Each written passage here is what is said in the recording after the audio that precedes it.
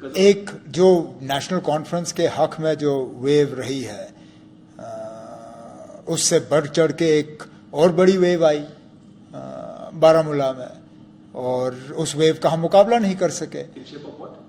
जो वोट मांगे गए, अब बेटा गाड़ी पे खड़े होके वोटरों से ये कहे कि अगर आप मेरे बाप को वोट नहीं दोगे उसको फांसी लगेगी, आप वोट के जरिए मेरे बाप को फांसी से बचा सकते हो, या आपके वोट से मेरा बाप जेल से छुड़ेगा और तिहार का बदला वोट से, आप वोट दो और मेरे बाप को जेल से छुड़वाओ। उसका मुकाबला हम करें तो करें कैसे? मेरे पास तो उसका कोई मुकाबला नहीं था। मैं वोटरों को क्या कहता कि नहीं जी लगने दो इंजीनियर रशीद साहब को फांसी, आप मुझे वोट दो, या मैं लोगों को क्या ये कहता कि नहीं जी ठीक है बैठने दो उसके बाप को जेल में, छोड़ दो, आप मुझे वोट दो। नहीं था हमारे पास उस सेंटिमेंट का जवाब, और बह गए लोग। अब हमारे अपने पार्टी के, अब मैं किस किस के नाम दूं जो जिम्मेदार ओहदों पे बैठे हुए हैं, उनका अगर खुद का वोट नेशनल कॉन्फ्रेंस को आया होगा तो गनीमत है, उनके घर के वोट नहीं आए हमें, उनके घर वालों ने तक वोट इंजीनियर को दिए।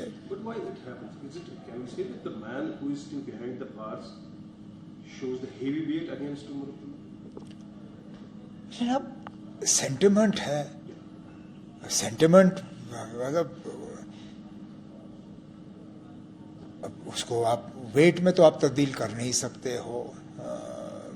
जाहिर सी बात है कि जब बारामूला के लोगों को अपने उम्मीदवार का फैसला करना पड़ा था तो उनको मेरे मुकाबले में इंजीनियर रशीद साहब जो हैं एक ज़्यादा बेहतर उम्मीदवार के तौर पे नज़र आए।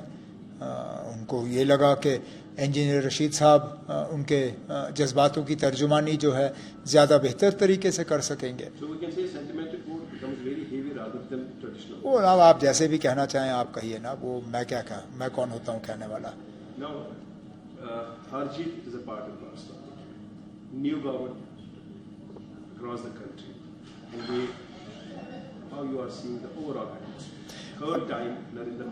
हाँ वो थर्ड टाइम तो है, लेकिन जिंदगी में पहली बार कोalition।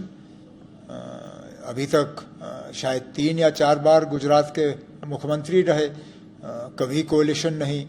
इससे पहले 10 साल मुल्क के वजीर आज़म रहे, कोई कोalition नहीं।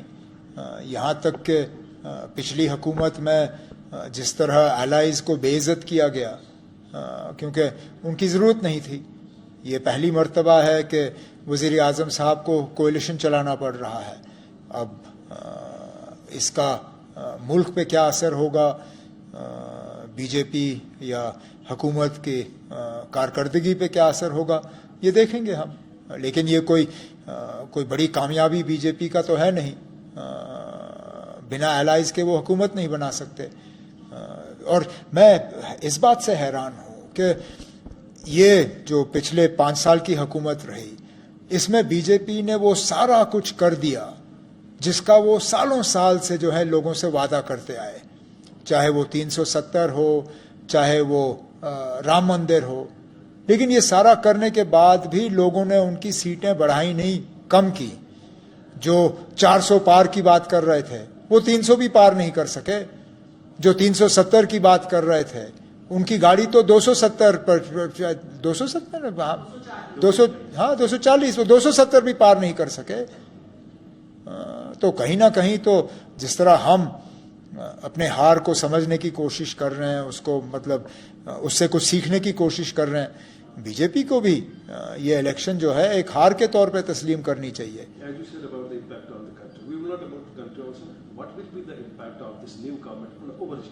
JNK का मैं कह नहीं सकता हूँ। हम तो यह उम्मीद करेंगे कि हमारे साथ जो धोखे हुए हैं उनको ठीक किया जाएगा। पहली बार तो ये है कि आप हमें स्टेटहुड रिस्टोर करिए और हमारे असेंबली इलेक्शन कराइए।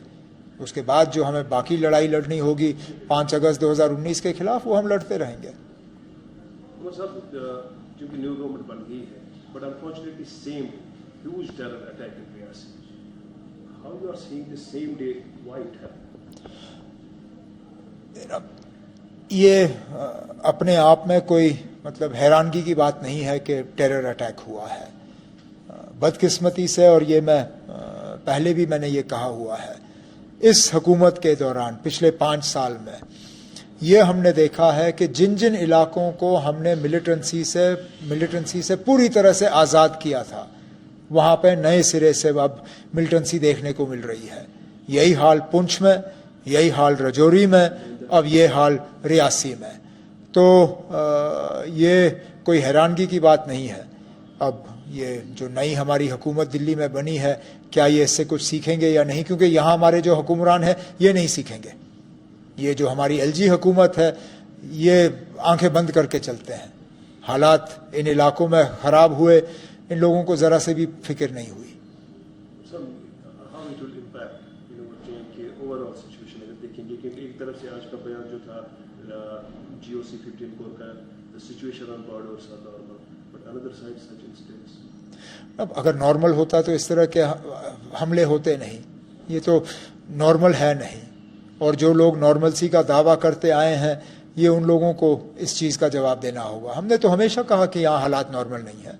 हमने तो हमेशा ये कहा कि 370 जो है उसकी वजह से बंदूक यहाँ नहीं आई, क्योंकि ये बीजेपी वाले दावा कर रहे थे कि 370 हटने के बाद बंदूक का जो है यहाँ असर रसूख ख़त्म हो जाएगा।